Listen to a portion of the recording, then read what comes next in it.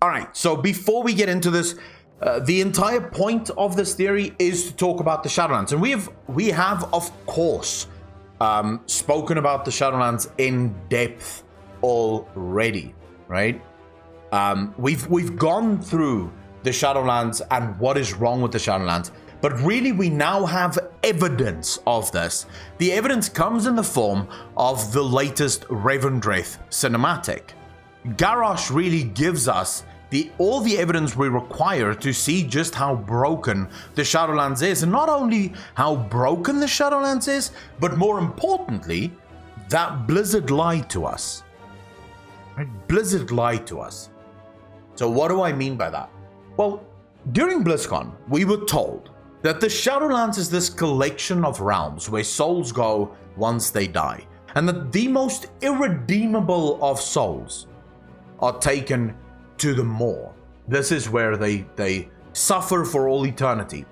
Then, of course, when Blizzard gave us the Revendreth breakdown, when they told us about Revendreth as a zone and the Venthyr as a covenant, they explained to us that in the blue post, I don't mean they as in the they, I'm talking about they, Blizzard, the blue post, they explained to us that Revendreth seeks to right the wrongs of the people that go there. So those who are guilty of something that they did in their mortal lives, they'll go to Revendreth to be punished, and those who repent can then choose a different realm. Those who do not repent are sent to the Maw for all eternity. Well, once again, I will highlight this guy. He clearly did not repent, and that makes sense. Garrosh still, to the end, did not necessarily believe that he did anything wrong. He didn't believe that what he did was wrong. So Garrosh refused to repent, and what did they do to him? They turned him into a battery. In other words, this gives us a rather interesting little hook to look at the Shadowlands, to try and discern what is happening within the Shadowlands. So let's go back to how we were told the Shadowlands is meant to function. A soul dies in the mortal world, somehow it is connected to Azeroth, because through Azeroth you enter into the soul stream, right? That's my speculation. I believe that Azeroth is the pillar of the Great Beyond. All souls travel to Azeroth, and from Azeroth they travel into the soul stream. From the soul stream, you appear in front of the Arbiter. The Arbiter then makes a decision based on how you lived your life. Based on that, you are then placed into a specific covenant. In that covenant, you will defend the Shadowlands, you will learn how to extract anima, you'll do all manner of things depending on the covenant that you chose. That's what we were told. We were told that the jailer is evil and the most irredeemable souls, they get sent to Torghast, to the Maw, to suffer for all eternity. But we now know this isn't true. And it's not just Garrosh, by the way. The Bastion Afterlife cinematic tells us the exact same story. In Bastion Afterlives, we learn that unless Devos and Uther interfere, so when Arthas dies, if they don't instantly rush to him, he will not be sent to the Maw. Arthas, the evil incarnate, the servant of the jailer, will not be sent to the darkness that he served. She tells us this. Devos says this. She tells Uther, send him back to the darkness he served. Why did she do that? Because of Uther. Uther coming to Bastion showed her that the Shadowlands, the purpose, is broken. Remember, Uther's soul is broken. It's not functioning as it should, which means there is no chance for Uther to ever accept the way of the Kyrian, because his soul is torn, and yet the Arbiter couldn't pick up on it. Or maybe she did, she just didn't care. So here's what I actually think happens in the Shadowlands if we remove what Blizzard have told us and we just look at the evidence. There's a couple of things you have to know about the Maw. Things that we have discussed before, but it's worth reiterating. We know, thanks to the Primus, that the Maw was always inescapable. Or at least it was inescapable long before the jailer was banished to it. Because in the Primus's own words, the Primus says, "We banished him to the inescapable Maw." In other words, the Maw was inescapable before he went there. Now, there's a couple of interesting things to take away from that.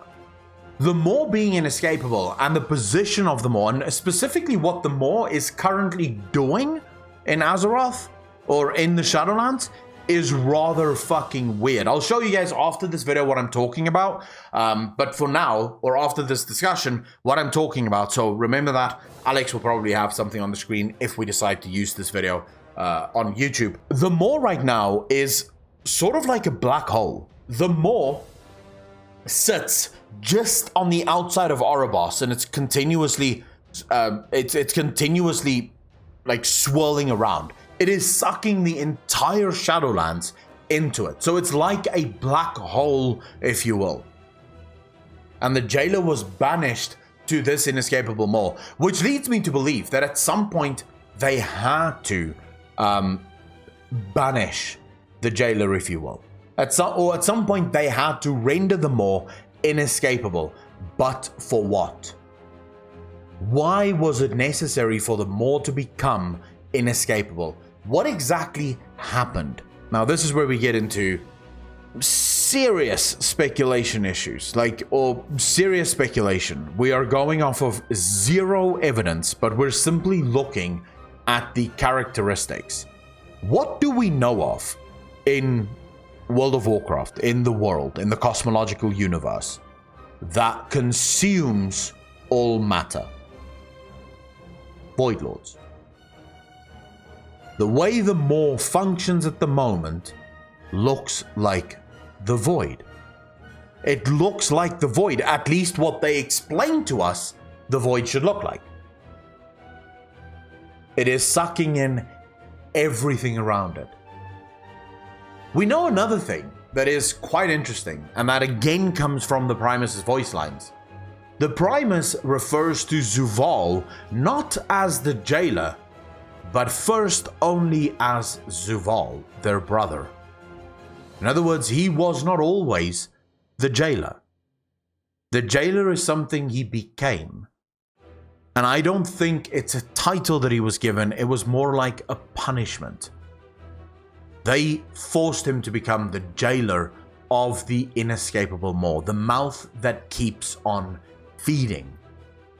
That's what they forced him to do. This gives us a lot of evidence, or a lot of color around why they are so afraid of Zuval escaping. Remember, I told you guys, if you go through Bastion, you play through all of Bastion, you play through all of Ardenweald and also Maldraxxus, the fear of Zuval escaping is unreal. Like, they are very aware that if he escapes, it's over. There's nothing they can do.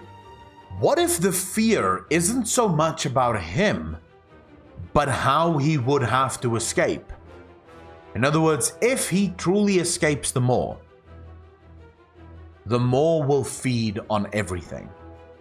Right now, the Maw is still pretty much inescapable, except for us, who can somehow still communicate with the relic of the first ones. And we've discussed why and how this is happening in the video that I made live literally just before this live stream. But I told you why we can most likely connect with the relic of the first ones. But we are able to escape the Maw. No one else is. So right now the Maw is still pretty inescapable. But if the jailer truly breaks free, there would be nothing stopping the Maw from consuming everything. Consuming everything in its path. And I have actual evidence to show you how the Maw has gotten bigger over the course of questing in the Shadowlands. As you quest more and you've eventually reached max level, the Maw changes drastically Now here is where we get into the whole good versus evil conversation. The Shadowlands is broken. It is not functioning as it should. If you look at what happens to Garrosh, it's clear that not even the irredeemable is saint to them all. They're used as batteries. And I've already explained this to all of you. When was this? Thursday? I already explained this. Do not tell me that the Winter Queen, the Archon, and the Primus are not aware of what they do in Revendreth. They are very aware. How do I know this? When you finish the questline of Ardenweald, the Winter Queen tells you Syed and Athreus and the Vainthier have become very, shall we say, talented at extracting anima. That's her own fucking words, dude. She tells you that they have become very efficient at extracting anima, better than anyone else. You want to tell me that she has no idea that they're milking souls for their anima? And it really is as bad as it fucking sounds, by the way, guys. It really is as bad as it sounds. So the process, you have to do the questing in Revendreth to really learn this, but it really is fucking miserable. It's horrible. Alright, so they take your soul, yeah? They extract all the anima they can without killing you. And then they leave you to regenerate. You suffer quite a bit as this regeneration needs to work its way back up so that you can get stronger again. And then they simply extract again. So this process is into perpetuity, forever.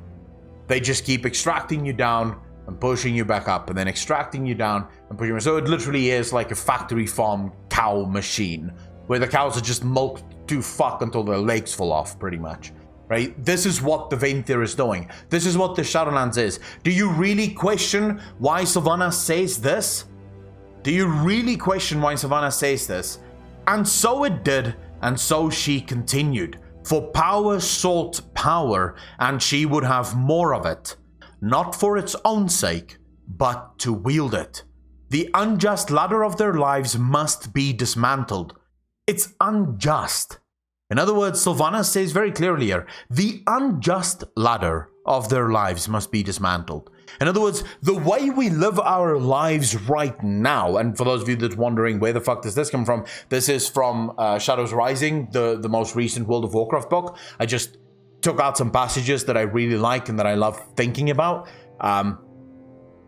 It being unjust suggests to us that what Sylvanas refers to here is how we live our lives and then what happens to us in the afterlife. The fact that it is almost always an eternity of torment, regardless. You'll either be tormented by serving the Winter Queen or by losing your memories and forever being sort of a taxi cab for the Shadowlands, or you'll become a warrior with no real free will, or you'll, if you're very unlucky, you'll become a cow in Revendreth, where they just milk you for everything that you've got. So the unjust ladder of their lives must be dismantled, not rung by rung, but all at once. All of it. She had been the plaything of a self-righteous cosmos long enough. This is what Sylvanas wishes to achieve. She is done being played with. She is done with effectively being the toy for the gods, and where what we want and what we actually care about really doesn't matter. So someone asked me, and this is how we got onto this conversation, this is how we got onto this topic. One of you asked me, do I really believe that the jailer isn't evil, that he isn't a bad guy?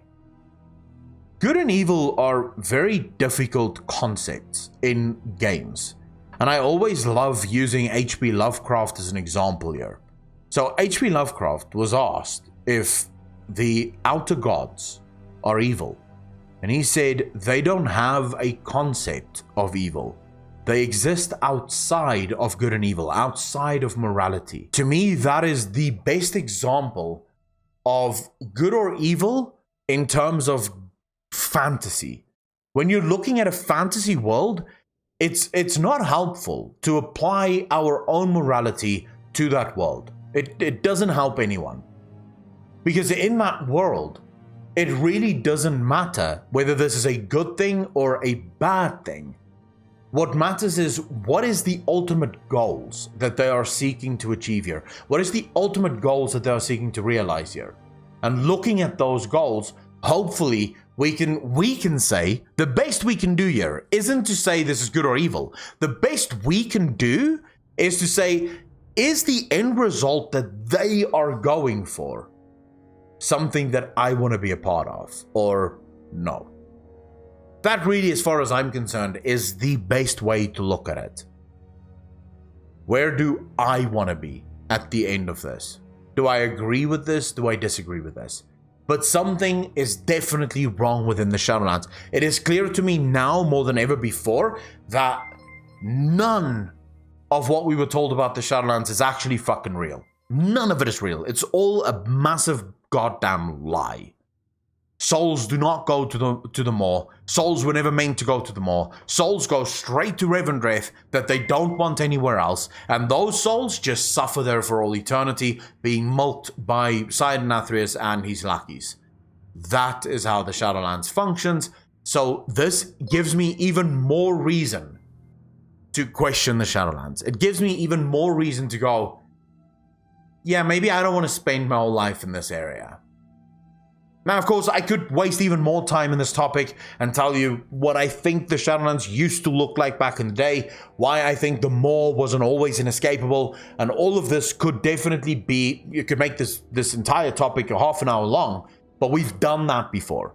You should all have heard me say this a million times. Even this topic that we're discussing now, I have alluded to a million times before, but now we have the evidence. I called it. I said it way back when we first learnt about the Maw. I said it doesn't feel to me as if souls ever really go to the Maw. And people said, no, dude, you're wrong. Blizzard said that the most irredeemable souls go to the Maw. I mean, I pointed to Emily. Emily, who slaughtered thousands of her own family members, right? And ends up in fucking Maldraxxus. If ever there was a great contender for ending up in the Maw, it would be Emily, your soulbind from Maldraxxus. And yet, she ends up in Maldraxxus? I mean, I pointed at it and people said, no, dude, you have to think relatively here. Maybe she comes from a place where killing hundreds of thousands of your family members isn't evil. Wow, what a great place to live in, right? But yeah, so the fact is, the Shadowlands is not what we were told it is. And I think Blizzard is doing this on purpose. I think Blizzard lied to us on purpose. But of course, that's just my opinion. It's just my story. I want to hear what you guys have to say.